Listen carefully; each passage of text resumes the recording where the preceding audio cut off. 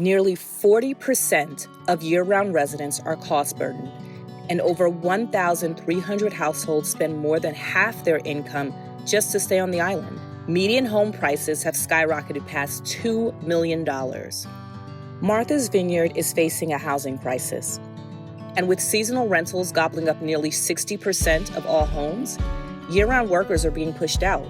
Today, even essential roles, EMTs, 911 dispatchers, hospital staff are going unfilled, not because there's no one willing to serve, but because there's nowhere affordable to live.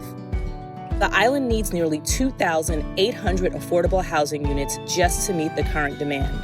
But in the midst of this urgent crisis, one 11th-generation farmer is sowing seeds of hope. Morning Glory Farm, now celebrating its 50th year stewarding the land, has taken action. In Massachusetts and in New England, we have higher wages than normal, and we don't have access to agriculturally trained labor. So we are training all of our staff for their first manual labor job. A lot of the times, we have a lot of late teenagers or 20-somethings that come work with us, and just there's an absence of houses for people. And as islanders decide to rent their house out for the summer, that just places them into a small cabin or into a tent, and so it just tightens things up a little bit. They said I'd be in the office and then in an apartment for a week, and then I don't know where to stay. And their stipends for food are less now. They're not offered any food on the job.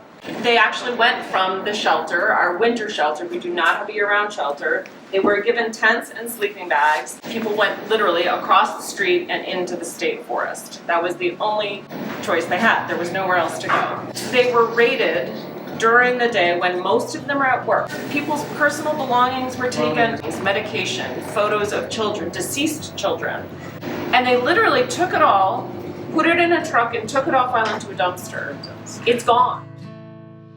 In an attempt to keep great people around and really be able to pick off the top of the list, offering housing at a very cheap rate lets you supplement the modest agricultural wages. At a time when small and mid-sized farms are in crisis, with USDA programs slashed, over 250 farm bankruptcies in just the first quarter of 2025 alone, surpassing all of 2024, and no new farm bill in sight to provide relief. One of the most compassionate responses to the island's housing crisis has come from within. Morning Glory Farm has built heavily subsidized employee housing designed with community in mind. Shared kitchens, communal gathering spaces, and private living quarters. A place where workers can eat, cook, and connect while still maintaining the privacy of their own living space. A dignified model of care from a profession in crisis. They can work at a restaurant at night or do something else that they want. So they get to be part of the farm. And I think the motivation for a lot of our employees is not necessarily the wage, although we do the best we can. It's really about being part of the food environment because they're desperate to make connections.